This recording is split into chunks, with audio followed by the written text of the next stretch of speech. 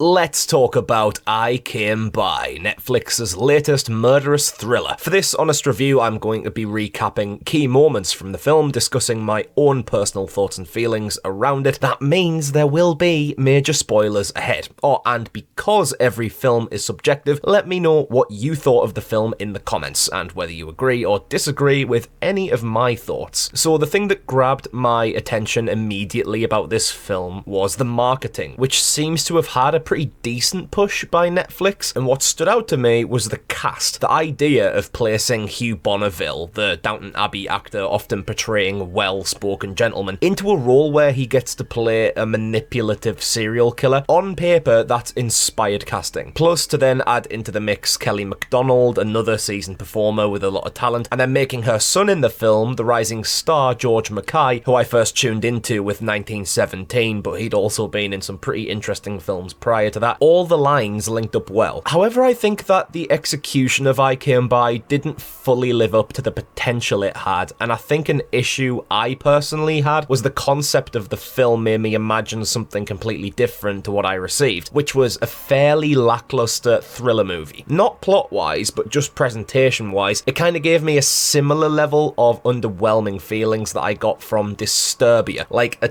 diet Hitchcockian-style suspense film watered down to a level where very minimal suspense is actually felt, and it comes across as rather bland. That to me comes from the wasted potential of its characters and setup. I Came By is the tag of a group of graffiti artists. Graffiti writers, there's a difference, who target houses of rich people. Mackay's character, Toby, is part of that group, as well as his best friend Jay. Jay's got a baby on the way with his girlfriend, so he and Toby have a bit of a falling out there, with Jay wanting to focus on his kid, which was some pretty prick behaviour by Toby right there. But the real issue I have with Toby is how criminally underused Mackay is. I mentioned Hitchcock earlier. Well, here they've gone for an almost psycho route of having Toby pushed as the lead of the film, only for him to be killed a third of the way in. But that didn't leave me feeling a sense of shock at all. I was disappointed because I wanted more of Mackay since he's such a talented actor. But even Mackay aside, no matter who Toby was played by, he still wasn't a particularly interesting character. Standard angsty young adult aiming his anger at the world, and his relationship with his mother Liz, played by MacDonald, makes it a pretty usual mother and son where the dad's died relationship, and so sometimes we're cool, but also we can argue a lot. I know all about that one, and it's a trope that's been covered a lot of times in cinema, sometimes well, sometimes not, sometimes meh. This one was meh, because Mackay and MacDonald only share a couple of scenes together before Toby dies, and then the main roles of the film are juggled between Liz and Jay. Honestly, Toby's death in principle was solid conceptually, but I wish we'd seen a little more grisliness. I'm not like a gorehound or anything, and I do generally love more implied brutality more than witnessed, though we know that Bonneville's killing methods are to kill, cut up into smaller pieces, incinerate in a kiln, and then flush the ashes down the toilet. That's absolutely horrific to contemplate, but I wish the film sank its teeth into showing those actions a little more on screen rather than off. Something along the lines of 10 Rillington Place, one of the finest British serial killer films of all time in my opinion, is the kind of mood I think this film should have gone for, one where it balances what you see and what you don't masterfully. When it comes to Bonneville's character, Hector Blake, again, it's a bit of a dropped ball. Fantastic actor, and you can see the glimpses of him being sinister, but he never goes fully mental for a prolonged period of time. Well, you know, he does have several scenes chasing people down to take them out, but he's mostly composed while doing so. There's that little moment when his house is being inspected by the police and one of the officers is clocking onto him. There's that little moment where he briefly shuts the door and snaps at her before going back to being composed again. That little split-second switch is the character I wanted to see more of. Hector Blake, the charming, upper-class, sophisticated judge, wasn't enough. Hector Blake, the polarizing loose cannon, is gold dust, but we got far too much of one and nowhere near enough of the other. Bonneville's performance is solid, as he always is, but it's more that the Blake character wasn't handled to its strengths in my opinion. Although his first appearance being accompanied by a militaristic version of The Funeral of Queen Mary, which is what Walter Carlos remixed as the theme song to A Clockwork Orange, that got a tasteful thumbs up from me. I think the film as a whole got a little lost with itself. It's like it wants to have a lot of narrative threads going on at once, but all of them come across in the end as underdeveloped. Toby and Jay's relationship is cut short because of Toby's early death, same with Toby's and his mother's relationship. Jay and his girlfriend's relationship wasn't particularly engaging at all for me, and their falling out felt a bit tacked onto the end to try and make it meaningful. And I didn't think Jay had all that much to him other than being Toby's friend and having to tell a few lies here and there to keep in the clear. Which makes no sense really, like your best mate's gone missing and his mother needs help. Keeping the information that you might know there's a link to Blake is not a best mate kind of move. You mean you'd rather protect the mystique of the graffiti movement than potentially find your friend who may have been killed? Yeah, not the most sensible choice there. Oh, and speaking of the graffiti thing, it was set up to be something more meaningful and relevant, yet served no real purpose. Learning that Blake is a fan of classical forms of the arts was an obvious contrast to how graffiti is often viewed in the media as being criminal and hoodlumish. Yet they couldn't even extend those artistic differences between Blake and Toby into any kind of metaphor. Yet again, Toby dying too soon cut short the potential for having the graffiti element serve a purpose in relation to Blake. But actually saying that aloud also makes me realise that they could have done that with Jay's character as well, to bring that graffiti element back in, but they made him not want to be a part of the graffiti lifestyle, so you've cut that same potential thread with a different character too. Sure, the whole modern versus classical art kind of symbolism would have been fairly tough to execute without being a little on the nose, but I'd rather them have tried than not bothered at all to build on the foundations of its premise. As such, I Came By is exactly that, just another film that came by. It's a film that's synopsis intrigued me to click, but it strayed too far from the path that it paved for itself, into becoming a bit of a damp squib in the end. A well-acted film, but its narrative progression came across like it was rather hurried into life. A pretty middle-of-the-road film for me, to be honest, but if you'd like to be honest too, please do share your thoughts on I Came By. If you enjoyed this one, a cheeky sub would be much appreciated to help the channel grow. I'm Connor from Unleash the Ghouls, and we'll see you next time for another honest review. Cheers out!